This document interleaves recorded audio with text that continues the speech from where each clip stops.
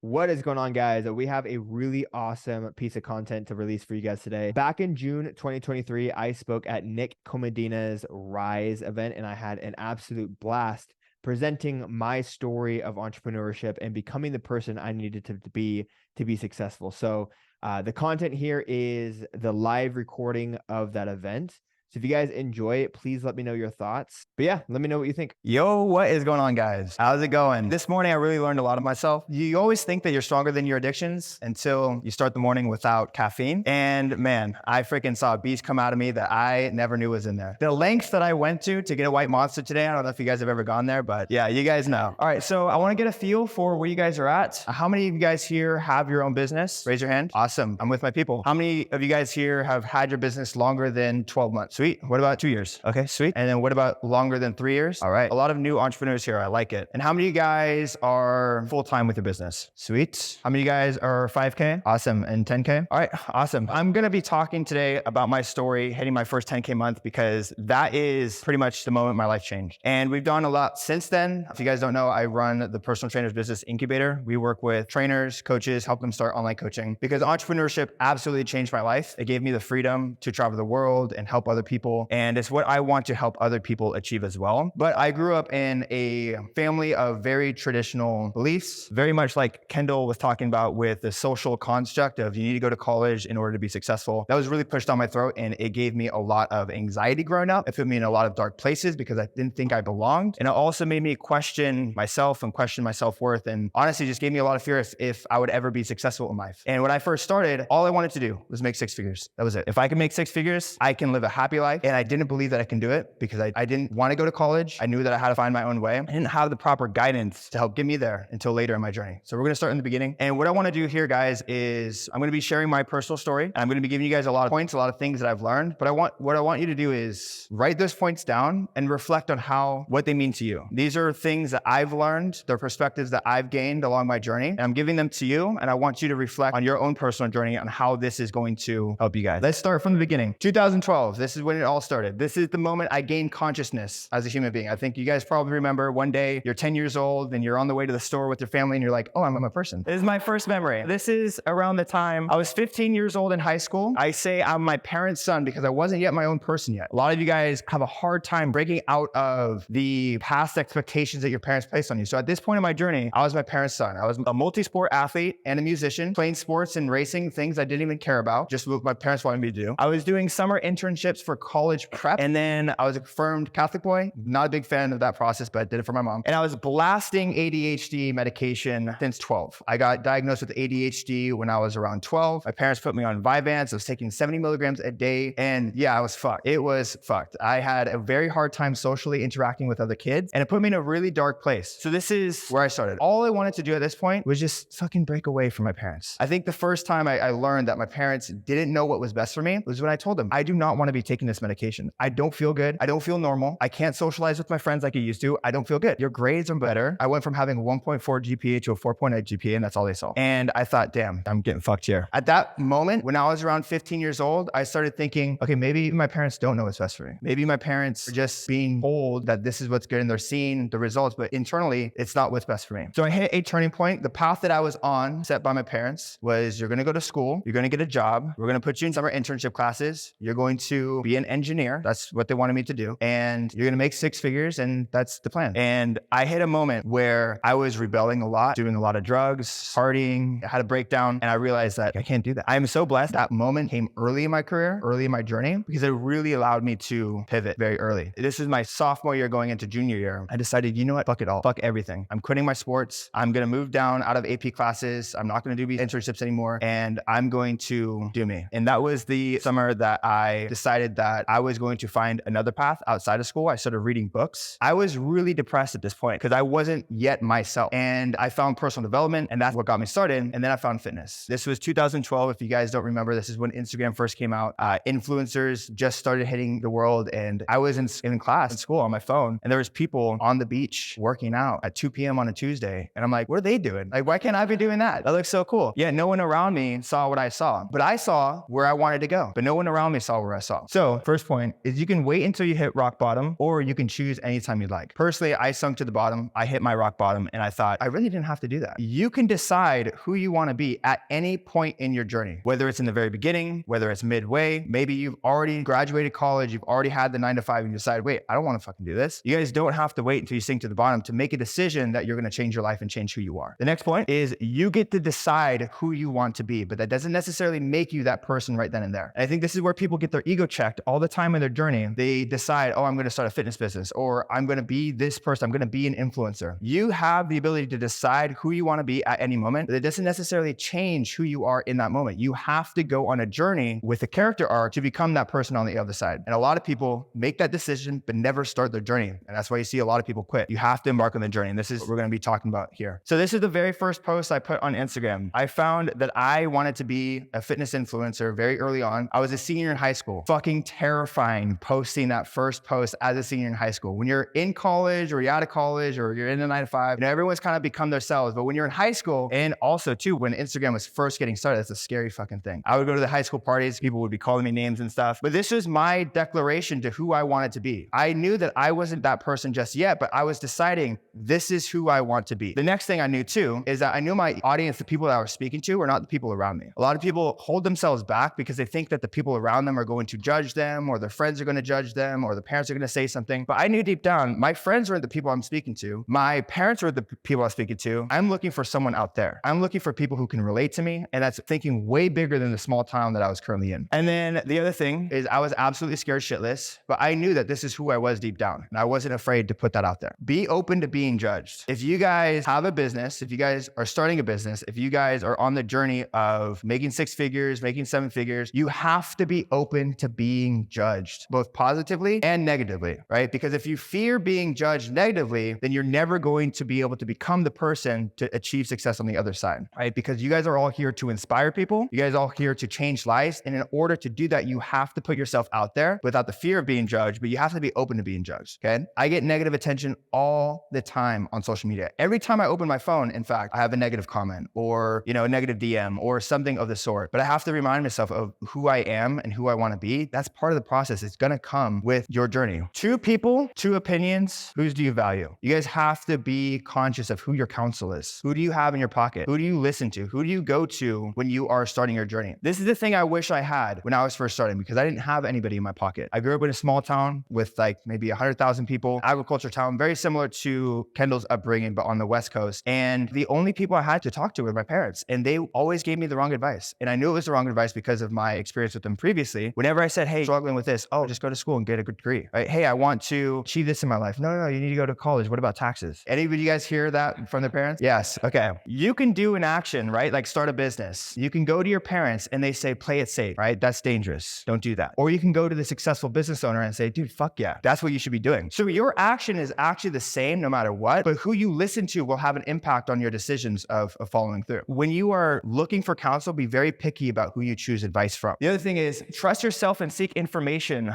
or seek the right information. Not all opinions are worth the same. So when I was 16 years old, I remember before there was any checks and balances on fitness social media. So I was eating canned chicken and fucking slamming egg yolk proteins. And I was in the kitchen with my mom after a workout one day and tell her, I'm like, I'm going to become a fitness coach. She goes, you're not going to make any money as a fitness coach. I'm like, I see what other people are doing on social media. You're not seeing that. I don't even know what you're seeing. Why would I listen to you? You don't see what I see. And so I told her, I was like, I'm going to become a fitness coach. I'm going to be successful. And she's like, no, you're not. And I'm like, I know that I cannot trust her information. Now, back then I didn't have anybody. I didn't have anyone like Nick. I didn't have a mastermind. This is back in 2014. Online coaching wasn't even a thing. The route to go back then was get 300,000 followers, sell a $15 workout program, and make a ton of money on a drop, right? That was the only thing that I saw people doing. You have to trust yourself in where you're going. Sometimes your parents don't know what's best for you, or the people around you don't know what's best for you. I went on my path. Now, this was right out of high school. I got my certification and I become quote unquote ZC Fitness, right? That's what everybody called me, because I was still around a lot of the people that I grew up with. But you have to be okay with becoming someone new in order for you to become the person you want to be. So you have to kill your old self. This meant I was reading more books than ever. I was not hanging out with as many people as I was. I wasn't doing drugs with them anymore. So you have to be willing to kill your old self in order for you to make room for your new one. There's an exercise I do with a lot of our students, and they say, oh, I don't have time to do X, Y, and Z. Well, most of us are extremely busy. And if we aren't careful of auditing our time, it will get busy, right? But if you pay pay attention to where your time is going and then eliminate the things that aren't serving you, you can then make time for the things that are going to serve you. The same thing happens with your identity. You have to let go of your old identity in order for you to have room for your new one. In this phase, again, I didn't know what the hell I was doing. All I wanted to do was become a personal trainer. And so out of high school, I got a job at a yoga shop. I worked there for a summer, ended up getting fired. That's a different story. But I had a few $1,000s saved up and I went to go be a trainer in person and in shape. And pretty much what they told me was, you're going to get paid by the session. You're going to sell your own packages and we're going to take 70%. I thought, that's retarded. Sorry, I'd rather do that for myself. And so I took my savings, I turned my mom's garage into a little studio and started training people out of this. And my first clients ever were me driving to my old high school where I was the 5th year senior essentially. I was picking up rounds of kids, driving them back to my house and training them for $10 a session. I was living the dream. That was my first taste of freedom, right? I wasn't making enough to do anything on my own, but I was doing something and I was making something happen. I was getting wind. I was getting some kind of traction. My clientele base at this point was literally just high school kids and my parents' coworkers, but I didn't really care. I was living my dream. I was doing what I wanted to do. And I actually felt like I was making momentum, right? I had some t-shirts made, it was cool. I'd walk into the gym, everyone would know who I was. It was cool. But eventually I hit a dead end. And you guys on your journey, especially in business, especially in building your identity, you're going to hit dead ends. And dead ends do not mean throwing in the towel. It just means pivoting. It just means heading a new direction. So during this time, I think it was 2015, 2016, I was now 2 years out of high school, right? Still picking up kids at my high school and they're getting younger and younger and I'm feeling more weird and weird. I'm like, okay, I can't be doing this forever. And honestly, I'm still only making $15 a session. So, I just had bundles of cash. It was fun. But eventually hit a point, I'm like, okay, I'm stuck. I don't know what to do. And during this time as well, while my parents were letting me play business, that's pretty much what I was doing. I was playing business. They said, you can do whatever you want as long as you're going to school, as long as you're taking classes. So I did 2 years at community college. I would take classes in the morning, training in the afternoon, training in the evening. I was not taking school seriously because that's not what I wanted to do, obviously. I ended up getting academic dismissal about 2 years in, right? Which is one step further than academic probation. It was a letter that came home. My mom opened it and she was just really disappointed. She said, what are you going to do? And I thought, what happened? She said, you can't go back to school. I'm like, what do you mean? They would not let me re-register for classes in the fall because my grades were so bad that they're like, we don't want you as a student. I said, fuck. That happened to you? Yeah, it's brutal. So I had to pivot. I had to make a new direction. Obviously I was stuck. I didn't know how to grow my business. I didn't exactly know how to grow online. I was no longer going to school. I needed to change directions. And so I made a really big life change at the time and I moved to San Diego. During that time, it was a 2-year window of me playing business, but what I was really focused on was just getting my mind right. Learning from the people that were going to serve me for the rest of my life. I was reading a ton of books. I was listening to a ton of podcasts. I was going to, you guys remember Periscope? Anybody here remember Periscope? So Periscope was like the first live stream platform. And this is the first time I heard about Andy Frisella, and he would go on Periscope every single day at 4 o'clock and I'd go in there and I'd listen to it. And so during this year, I was okay not making money. I was okay not knowing what direction I was going in. I was okay with kind of being in a limbo period while I was building myself and getting my mind right. So that's the first step, is get your mind right. The next thing is you're not entitled to success. This is a really big wake-up call. It took me a long time to learn this because, like before, just because you decide to do something doesn't necessarily mean you're going to get it, or doesn't necessarily mean that you're that person just yet, right? So I thought that I was entitled to success. I thought, oh, I'm going to become a personal trainer and I'm going to get all these clients. And just because I want to become a personal trainer, people are going to want to work with me and all this kind of stuff. And it was my first wake-up call to know that I launched my business and there was crickets. I had no idea what the fuck I was doing. And once you decide that, okay, I'm humbled now, I know that I'm not entitled to success, but I'm going to do the work in order for me to get it, that's when things start to work for you. Now, the other thing, this is about moving. You can't become someone new in an environment that remembers who you were. One of the very first things that my clients ask me when they start making a couple $1,000, say 3,000, 5,000, maybe they're making 10,000, like, what's the next investment I should make? Or what should I do with this money? And the first thing I say is move out of your hometown. I would way rather you establish yourself, move out of your hometown, move into a new city and grow as an individual and establish your own independence away from your hometown before making any other big decisions. Move to San Diego. This is 2016. This is about maybe 1-2 years before Kendall Strample, rolled in. I think Nick was here at this time too. I didn't meet him until later, but this gave me an opportunity to align myself with the person that I wanted to be. At the time too, this was before online coaching, San Diego became synonymous. San Diego is now a hub. Before then, this was like, I don't even know what it was before. It gave me the opportunity to redefine myself. I was able to break away from the people who kept making fun of me at the parties that I'd show up to, who kept calling me ZC Fitness, thought it was a joke. This allowed me to go into a new environment and introduce myself. Hey, I'm Zakk. I'm a fitness coach. I'm a personal trainer. Oh, cool. That's who you are. My first impression of you, that's now who you're going to be for me. It gave me an opportunity to surround myself with the right people. But I was starting with zero, absolute zero. Now, behind the scenes, what was happening was I got an opportunity to re-enroll in school down here, which is why my parents agreed to let me come down. It's because, okay, cool, you're going to go down to school. In the back of my mind, I'm like, okay, this buys me some time. I'm going to re-enroll in school. I'm going to figure it out. I'm going to get this business thing going. But I knew absolutely nobody when I came down, not a single person. It was me and my girlfriend at the time, and it was just us. And so I knew that it was not going to be possible if I didn't have a network. So for 2 years, my number one goal was to meet as many people as possible in San Diego. And my approach was to slide into people's DMs or walk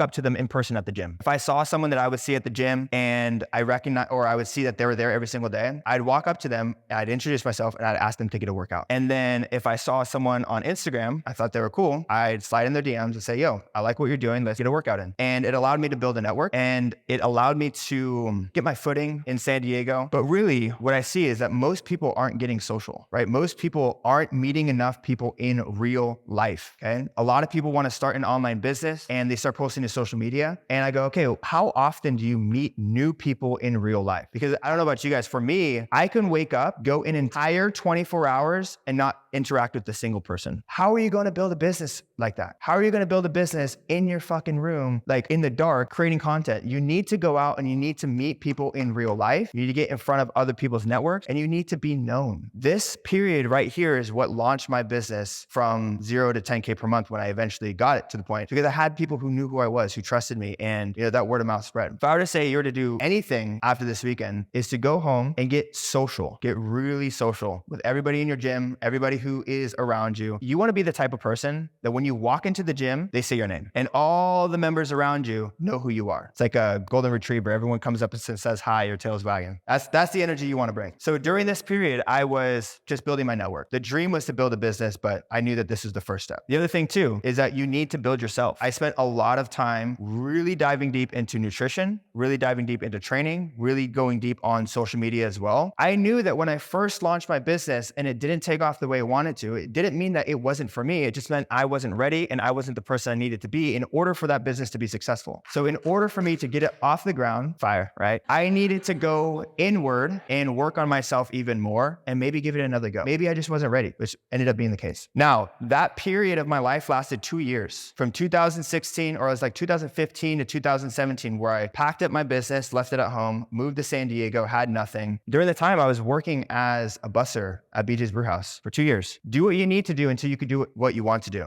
Now, the goal was always fitness coaching. The goal was always online coaching. But sometimes you have to step away from that dream in order for you to recalibrate, come up with a new plan. And that doesn't happen overnight. Sometimes it takes time. It took me 2 years to figure this out. How many of you guys here have read The Alchemist? You guys ever read that book? Fantastic book. One of my favorite books. I got a tattoo right here for that book. But there's a part in the book, well, I'll give you the summary, the synopsis. Kid, I think he's in Spain, has a dream of finding treasure, right? He has this dream that's calling him out of his hometown to go on an adventure. He decides that he's going to go on this adventure to find this treasure, right? They call it his personal legend. That's his destiny, what he's meant to do. And he leaves his hometown. He has money saved up from the job that he does, and he's going to go to Egypt and find this treasure. He takes a ferry from Spain to Morocco, and he gets to Morocco, and someone says, hey, I can help you. What ends up happening is he gets taken advantage of, he loses everything, and he's stuck in Morocco. Now he's at a point, I'm away from home, and I'm also have no plan to get to where I want to go. Do I go back home, or do I keep going? What ended up happening is he gets a job cleaning glassware, and he gets stuck. He gets comfortable. He starts making money. He gets a decent life. He starts making some friends, a little bit of an expert in his field, and he thinks, man, I can just stay here. This is fine. So many people have that moment in their journey where they start and embark on their journey. They get one step ahead, they get punched in the face, and then they never pick it up again. That was me for 2 years. That's the reason why I got this tattoo here, is because I relate to that story. I put down the dream to do what I had to do in order for me to do what I need to. And then I hit another dead end. I was still recovering from the past failure of my first business. Maybe I actually could go to college. Maybe I actually could pursue this. Let me try to re-enroll into community college. I'll apply to SDSU. And I got denied twice. I got denied from SDSU twice. And at this time I was 22 and I was working at BJ's for 2 years. And I also got skipped a promotion twice. So here I am, 22. My friends are now graduating from college. I got skipped a promotion. I'm not getting hired anywhere else because I tried and never got the job. And I just got denied from my dream school 2 years in a row. So here are my choices. I could re-enroll another year in college, try it again, be a busser another year, hope that I can get in because there's no guarantee that I'm going to get in. And if I do get in, then I have another 2 years before I graduate and I'll be 25, 26 if I get in, or I figure something out for myself. And the day the letter came in that said, I got rejected, I had a breakdown, but I just had a moment to myself. I walked outside. My good friend Sumner came out. He said, why don't you give online coaching a try? I mean, I don't really know what I'm doing.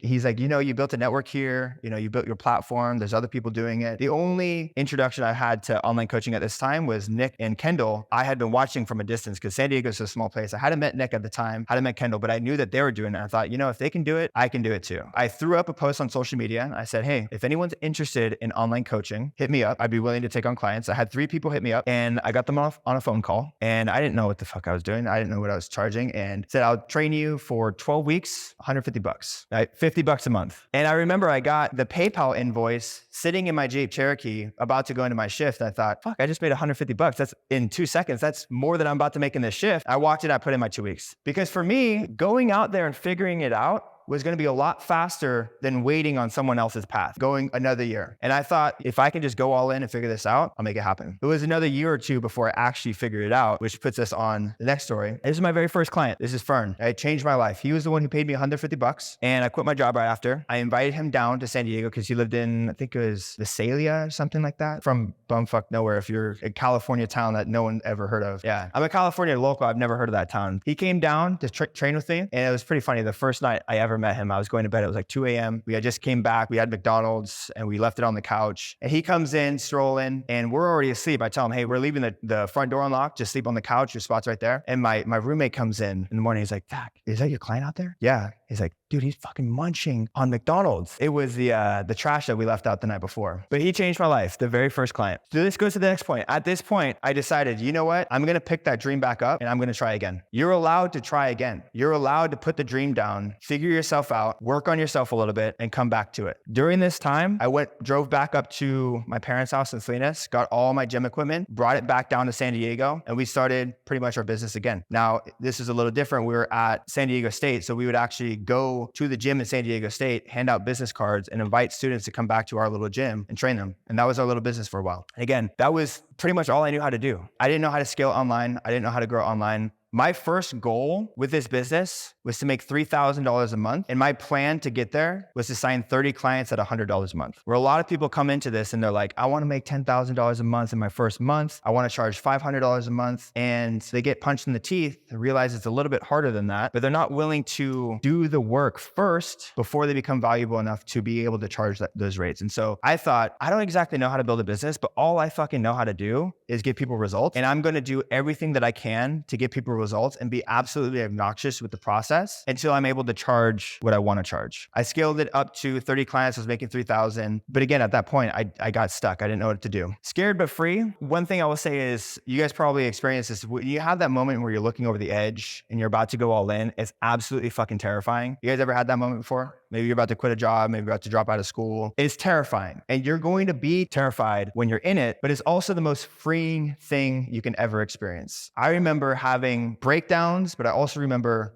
having the most fun I've ever had because you can't believe you're doing what you want to do. So one thing I'll say, this is more, fitness advice or business advice, is build your book of business when you're first getting started, right? The goal shouldn't be to make a ton of money at first. The goal should be to get traction. And to get traction, you're probably gonna have to take clients on for free or probably going to charge a little bit less in order for you to get the results. But this was the strategy I took for about 6 months, right? I was charging $100 a month, raised it up to $200 once I had 30 clients, and literally my revenue doubled. A lot of people tried to, hitting that 10K month, but I shot under. I had 30 clients, $100, raised it overnight, and revenue doubled. The thing when you're first getting started, the only advantage you really have is your price, your time, and results. If you can come in at a good price and you can over deliver on your time and you can deliver results, then in 6 months, you'll be able to charge whatever the fuck you want. You won't have to worry about signing clients at the rate that you want because you're going to have your footing in the market at that time. The most valuable thing that you could do is get your footing in the market and then you can go from there. So this brings me to the next section. We moved to Virginia after San Diego because at this point, I didn't exactly know where to go. I hit another dead end, right? I was living in a house with 5 dudes. I wasn't going to school. I wasn't working. I was making a few grand a month. I didn't have any mentors at this time. So I thought, how long can I keep this going? I kept thinking ahead. I'm like, how long can I realistically keep this going? Am I going to be able to make 6 figures? Am I going to be able to be successful? And at the time too, every time I had a panic attack, I'd call my mom and she goes, well, you can just re-enroll in school, or you can just, go back and get a job. And at that moment is when I realized I can never call my parents again for advice. I can never call them again because they're just not going to listen and they're not going to understand. And so I hit another dead end. And my roommate, Sumner at the time, he got a job opportunity in Virginia, and which provided me the opportunity to move with him. I thought, you know what? I'm not figuring out over here in San Diego. Let me go out to Virginia and see what opportunity they have for us out there. I can lock myself away, separate myself from my environment, become someone new again, and really figure this out and go all in. This ended up being one of the hardest years of my life, moving to Virginia. But the thing that got me there, allowed me to leave my safe container in San Diego, was to live life for the story, right? Because at the end of your life, you're going to have a story to tell. And if you play it safe your entire life, it's not going to make an interesting story. So you have to take risks, and you have to think about the story that you want to tell. Maybe it might be expensive to go on a trip. You want to hold on to that money. Or maybe it might be expensive to start that business, invest in your first venture because it's a lot of money. But playing it safe isn't going to make an interesting story. At the end of your life, you're not going to remember the $2,000 you saved on the trip by not going on the trip, or the $10,000 you saved by not investing in the mentor. But you will remember the stories and the failures and the triumphs that you have when you embark on those journeys. Now, on a personal level, this is where I finally established independence. This is where I was actually able to break away from my parents. I was actually able to break away from the expectations that they had for me to be successful, because that's what was really holding me back and really weighing me down, because I had 2 paths in front of me. I had the path that I know I wanted to embark on, the path that I knew was going to be the life I wanted to live. I had the plan B path, which wasn't serving me, which wasn't where I wanted to go. And I ended up getting nowhere. I spent time on my plan B and failed. And it cost me time and it cost me confidence. So having a plan B and a plan A isn't going to serve you. You have to choose one, and make sure that the one that you want to choose is the one that you want to live. So your problems are your business problems. This is something I learned from Sam Ovens. And it basically means that a lot of the problems that you're facing in your personal life will reflect onto your business. And you'll think, why is my business not succeeding the way I want it to? Why is my business not taking off the way I want it to? But a lot of the times you have to look inward and you have to reflect inward and think, where am I not operating at my fullest self? There was a period of this time where I went through a pretty tough breakup, and it absolutely incapacitated me. It got me to the point to where I couldn't get out of bed. I couldn't post on social media. I felt embarrassed. I felt ashamed. I didn't want to see my friends. It was really tough. And I realized that my personal problems were now reflecting in my business. And if I couldn't get over my own shit, my business was never going to get where I wanted it to be. So in order for you to succeed at the highest level in your business, you have to make sure that you're operating at a really high level in your personal life as well. And sometimes that might mean getting the help you need to get over your own shit. The way I got over this was I got a therapist, and I spent 2 months going to therapy twice a week, because I just knew that in order for my business to succeed, I needed to get over my own shit as fast as possible. And I also needed to establish my own independence, which I worked on with a therapist during that time as well. So during this time, when you are going through a hard time and you have personal shit to work on, you still need to show up for your business, right? You still need to show up with a bare minimum. During the 2 years that I was spending in San Diego, I didn't exactly know what I was going to do, but I knew that working for myself, using social media was something that I was going to end up doing, something that I needed. So I had to show up with a bare minimum of still creating content, still showing up on my page, and still doing the things that I knew I was eventually going to leverage in the future. When I was going through that breakup, it was really tough to show up. I knew that I wasn't going to be able to show up for my business 100%. I needed to show up for myself 100% first, but that didn't mean dropping my business to the wayside and letting it fall. I showed up with the bare minimum to keep the momentum that I had alive. So when you do become 100%, you're able to step back into it and pick up where you left off. So your worst years will define you. Again, when you live life for this story, those years are the years that you're going to talk about when you see success on the other side. So when you're in the middle of your own shit, really reflect on how you're going to tell your triumphant story when you make it out on the other side, because there will be an ending to the story. Anything that you go through right now that you think,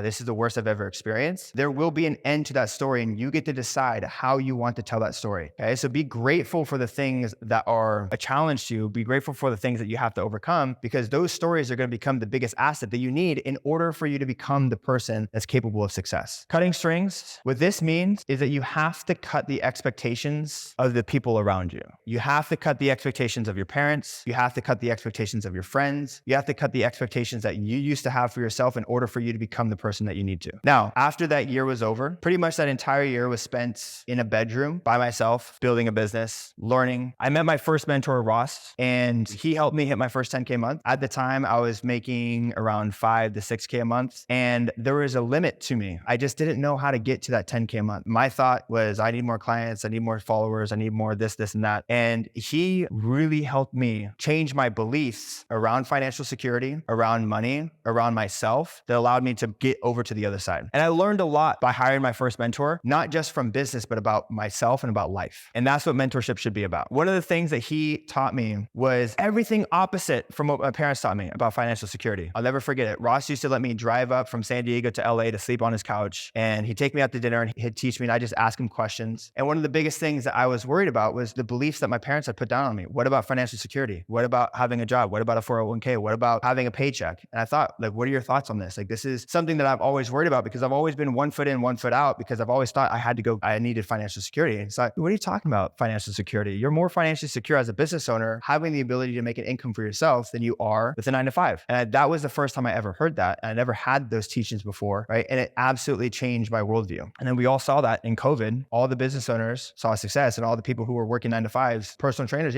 all out of work overnight. This is when my parents finally stopped. And it wasn't that my parents finally stopped getting on my ass. It was that I stopped looking to them for advice. I hit my first 10K month, and I told my dad, and I told my mom, I did it. I can make 6 figures. Like, I did this on my own. My parents said, make sure to save for taxes. And man, that was the moment that I realized, you don't need to live your life trying to make your parents satisfied or make your parents happy. Because at the end of the day, for at least in my case, all my parents wanted to do was to do what they wanted me to do, not necessarily to do what's best for me. And that was the moment where I told them, hey, this is like, I'm not going to be sharing this stuff with you guys anymore. Now, I love my family. I love my parents. I'm actually going to be spending a week with them in Cabo next week, but I don't share this stuff with them. I don't go to them for advice. I don't go to them to let them know what I'm up to, because I don't need that. A lot of the times you guys don't need that. You need to find your own people, which is the people here in this room, to give you the support that you need. Sometimes it's not going to be at home. This is my first time achieving, freedom. I was able to travel. I was able to meet a ton of people, had a lot of fun. But what I learned was that you need a mentor to challenge your beliefs. This is why mentorship is important, is so they can take the things that you thought was real about reality, and they can ask you why. This is why Nick is so good at what he does, is because you'll say something and he'll say, why do you think that? Or why is that what you believe? And it's penetrating, but you need a mentor to change your beliefs in order for you to become the person you need to be successful. A lot of the times, the mentors that I've hired have never truly been about business systems or about, new marketing tactics or anything of the sort. It's more so, I want to pay you money so I can ask you questions and I can learn about how you think and how you think about problems and what your belief systems around the world are. The other thing too is, looking back on my journey, I realized that the reason why it took me so long to be successful is because it takes time to build skills, right? In the very beginning, when you decide you're going to become this person, you're not going to be that person right away. You have to embark on a journey of building skills. In business, this means you're going to have to learn about marketing. You're also going to have to learn about sales. You're also going to have to learn about lead generation. You're also going to have to learn about client fulfillment. And it's hard to cram that into 30 days or 90 days. And when you're a personal trainer, you also got to learn about nutrition, also got to learn about training, right? It takes time to build skills. And it took me years to learn all these things that eventually served me later in my life. If I had quit my journey when I first moved to San Diego and decided that I was going to school, I would have never made it. But I embarked on that journey to learn those skills one set at a time, and eventually turns into a profitable business or a profitable thing that will serve you. So what I experienced is that for a long time, you probably will be behind your peers. But then you have a period where you'll launch forward. So for the longest time, I always felt very insecure seeing friends from my hometown, because they were advancing in college, they were getting internships, they were getting job offers, they were having interviews, and I was bussing tables. But they didn't see what I see. And for a long time, you're probably going to feel a little bit less than, and that's okay. But if you stick to your dream and you follow it through to the end, you will have a period in which you launch. For me, it took 6 years to get to a point, and then I made 10K in 45 days after hiring my first mentor. And it's been been that climbing ever since, right? The other thing is personal leadership. In order for you to be successful, you have to have personal leadership. That means knowing where you are going to go and knowing that you can get there and trusting yourself that you have the capability to get you there. A lot of my success during that period, the before and after, came from being able to establish my own personal leadership in myself and saying, hey, my parents are telling me to go this way, but I'm actually going to go this way. I trust myself and know enough to lean in on myself and have my own personal leadership. So this is where we're at now. The life of dreams. We've helped over 600 personal trainers start their business. I'm on a mission to help as many people as possible achieve the same success that I achieved with the financial freedom of owning a business. Now I've just proposed to my fiance, just bought a new car, we're traveling, doing all these things. But my life changed the moment I hit that 10K month. I like to say that the story stops there because that's the moment everything changed. That's the moment that I was able to trust myself. That's the moment that I was able to establish my independence. That's the moment that I didn't have to turn back. That was my no turning back, that I pulled my foot out of the other pool and I was able to say, this is my path and I can finally go down it fully and not look back. That was the moment my life changed. So some things I've learned is that when you are first starting your journey, you should be just learning as much as possible with no expectations of success. I went to Chico last year and my brother was graduating college and I got to talking to a couple of his friends and one of his friends was starting a business and he said he was just getting really discouraged. He's like, man, I don't really know what I'm doing. I want to start this drop shipping business where we sell candles. I made an Instagram. I'm posting, pictures of candles and no one's buying. I don't really know what to do. I think I'm just going to go get a job. And I'm like, dude, what you should do is you should go get a job. You should save up every single dollar that you have and spend it all on mentorship. Spend it all on courses, spend it all on leaders, spend it all on people who are doing the thing that you want to do. And he goes, oh, but I say all these courses, but what if they're a scam? So what if they're a scam? You're going to learn. You're going to learn how to do the thing that you want to do, which is much better than getting discouraged, doing nothing in your bedroom. I told him, I said, what you should do is get that job, save up every single dollar and spend it all on learning. That's what I think held me back for a long time, was I was trying to do too much without actually spending any time on learning what I was supposed to be doing. And then when I finally hired my mentors, I went into a deep pocket of learning and I was actually able to learn what I was supposed to do. And then everything changed from there. So when you're just getting started, even if you're at the 2-3 year mark of your business, you should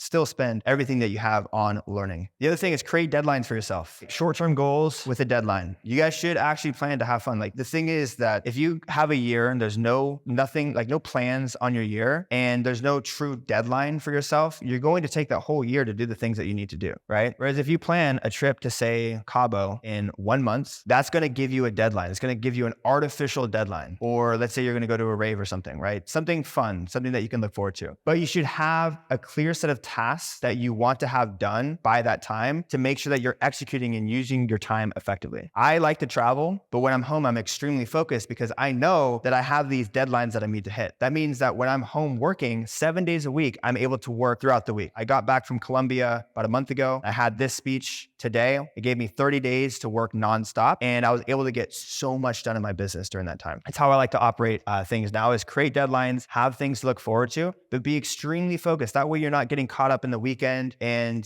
derailed going out with your friends or thinking, oh, I have no plans, I have no deadline. Like, let me just be at the whim of, whatever comes up and getting thrown off course that way. The thing is, be diligent with your to-do list as well, right? You should always know exactly what you need to do on a daily basis. And if you don't know what to do, get a mentor because they'll tell you what to do. You should always be doing something, always be crossing something off your list, always have the needle moving forward and be very, very diligent with the things that you need to do within those deadlines. So that way you can make consistent progress on your business and on your personal life as well. Be obsessed with your goals. A lot of people haven't even given the thought to know what their goals are. So sit down and give yourself time to think about what it is that you want to achieve and be obsessed. Have it as your screensaver on your phone. Have it as a screensaver on your desktop. Write it 10 times a day. Be fluid with your goal setting and timelines. It took me a very, very long time to hit 10K a month, but I never stopped going for that. And I was able to push it back and push it back and push it back. You should set goals and deadlines for yourself, but you shouldn't feel discouraged when you don't meet them if they don't work out the way you want them to. Be open to being fluid and letting the plan change and revisiting the plan again and again. All right. And then you also need a personal journey. So a lot of people haven't yet embarked on their own personal journey, which is why they're feeling that lack of leadership in themselves, and other people can sense a lack of leadership in them as well, well because they haven't yet embarked on that journey, on their own personal journey. So it's got to be something that challenges you. It's got to be something that,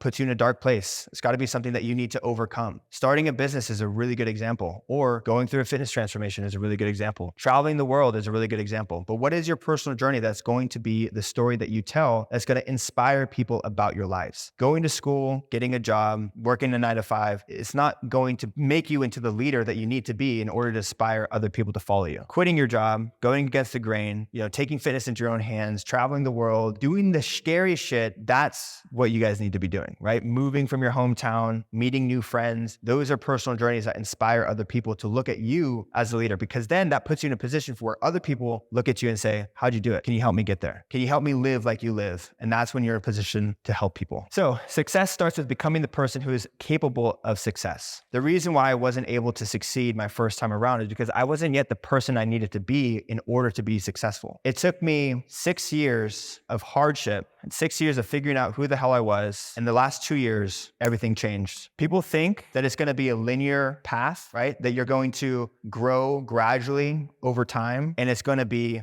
every month is a little bit better. But in reality, it's a lot of shit, a lot of nothing, a lot of no proof. And then all of a sudden it's exponential and you go. If you told me it will take you 8 years to be successful, and for 6 of those years, you're going to have nothing, but the last 2 years, everything's going to come all at once, you guys would all say, yeah, that sounds like a great deal. I can endure 6 years to have my life of dreams for the rest of my life. But a lot of people are 1 year into their journey and they're thinking, man, this isn't working out the way I want it to. Or they're 2 years into the journey and they're like, man, I might have to go get a job. Or they're 4 years into their journey and they're like, man, I'm still not there. Like, do I quit? It took me 6 years to finally see success. And I got multiple jobs during that time. But use that story, use those hardships as your asset to inspire people. Thanks, guys. That's all I got.